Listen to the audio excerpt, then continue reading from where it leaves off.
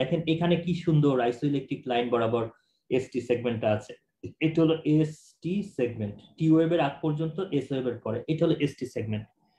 ST সেগমেন্টটা দেখেন কি সুন্দর, এখানে আইসোইলেকট্রিক লাইন বরাবর আছে, কিন্তু এখানে দেখেন কেমন যেন পাশার ডানটা উল্টে গেছে।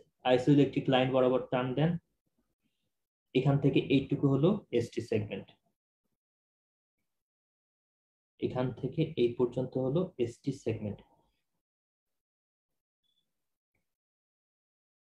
এটা হলো আইসোইলেকট্রিক লাইন।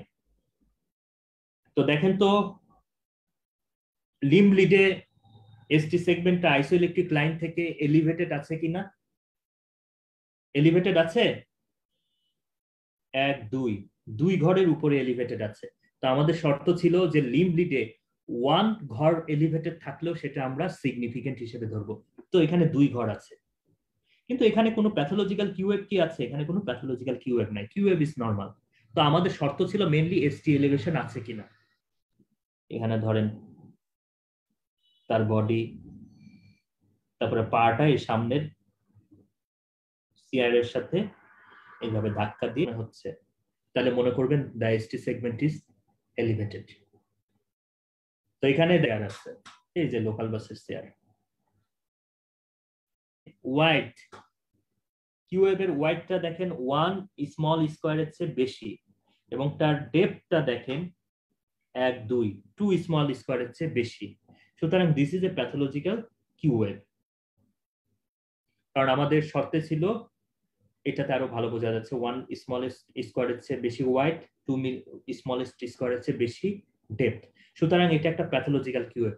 তার মানে লিড 3 তে প্যাথোলজিক্যাল কিউএফ পাইছি, থাকতে পারে নাও থাকতে পারে। তো যাই হোক, আমরা সাপোর্টিং এর জন্য, তার মানে সর্বোপরি আমরা যদি খেয়াল করি, তাহলে লিড 3 এবং এভিএফ এ, লিড 3 এবং এভিএফ এ আমরা প্যাথোলজিক্যাল কিউএফ এবং টি ইনভার্সন পাইছি।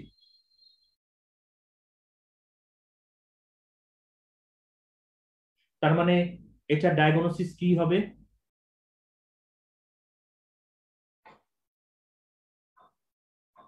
ভার্সন পাইছি, ST is in base line old inferior MI, with ischaemia বলার দরকার নাই, ওল্ড ইনফিরিয়র এমআই। তো এখনো ব্যাপার না, দেখতে হবে যে এস ওয়েভ আছে কিনা। আমরা এক্সিস নির্ধারণ করি আর ওয়েভ কত বড় আছে সেটা দেখে না, আমরা এক্সিস নির্ধারণ করি এস ওয়েভ আছে কিনা এটা দেখে। এস ওয়েভ যদি থাকে কোনো লিডে, তাহলে সেটা নেগেটিভ ওয়েভ। যেমন ধরেন এখানে যদি এস ওয়েভ পাইতাম লিড ওয়ানে, তাহলে সেটা হলো নেগেটিভ ওয়েভ, তাহলে বুঝতাম যে লিড ওয়ান নেগেটিভ। তার মানে সুতরাং ইনফিরিয়র এমআই। এবং এটা কি টাইপের ইনফিরিয়র এমআই? অ্যাকিউট না ওল্ড? কি টাইপের? এসটি সেগমেন্ট এলিভেটেড আছে, সুতরাং এটা হলো অ্যাকিউট ইনফিরিয়র এমআই, তাই না?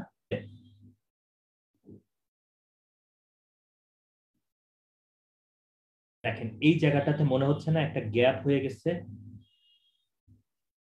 তো ইনফিরিয়র এমআই সাথে হার্ট ব্লক কেন আসছে? কারণ এভি নোড, সেটার এভি নোডের ব্লাড সাপ্লাইটাও রাইট কর্নারি আর্টারি থেকেই আসে। সুতরাং রাইট কর্নারি আর্টারি ব্লক হয়ে যাওয়ার কারণে এখানে অ্যাট্রিওভেন্ট্রিকুলার ব্লকও ডেভেলপ করছে ইনফিরিয়র এমআই এর সাথে। তার মানে কতটা জিনিসটা এলিভেটেড হতে পারে। তার মধ্যে দুইটা ডিজিজের কথা আমাদের জানতে হবে, থাকে কনকেভিটি আপওয়ার্ড, আর এমআই এর ক্ষেত্রে কনভেক্সিটি আপওয়ার্ড থাকে। এই যে দেখেন এখানে কনভেক্সিটি আপওয়ার্ডস, এর এমআই হয়েছে এই জন্য ওর মনটা খারাপ, কিন্তু এর কনকেভিটি আপওয়ার্ড, ওর পেরিকার্ডাইটিস হয়েছে এই জন্য কনকেভিটি আপওয়ার্ড, এবং স্মাইলিটা হলো হাসির স্মাইল। প্যাথোলজিক্যাল কিউএফ পাবেন? প্যাথোলজিক্যাল কিউএফ পাবেন না। সুতরাং এই কয়েকটা ফিচার একটু লিখে রাখেন। পেরিকার্ডাইটিসের ক্ষেত্রে এই সুন্দর একটা স্মাইলি তৈরি হয়েছে, তাহলে কি হবে? এটা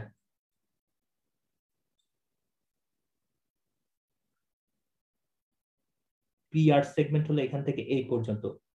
পিআর সেগমেন্ট কি কোনো ডিপ্রেশন আছে, স্লোপিং আছে? এখানে এখানে পিআর সেগমেন্ট কোনো স্লোপিং নাই, একদম আইসোইলেকট্রিক লাইন বরাবর আছে। কিন্তু এই লোকটার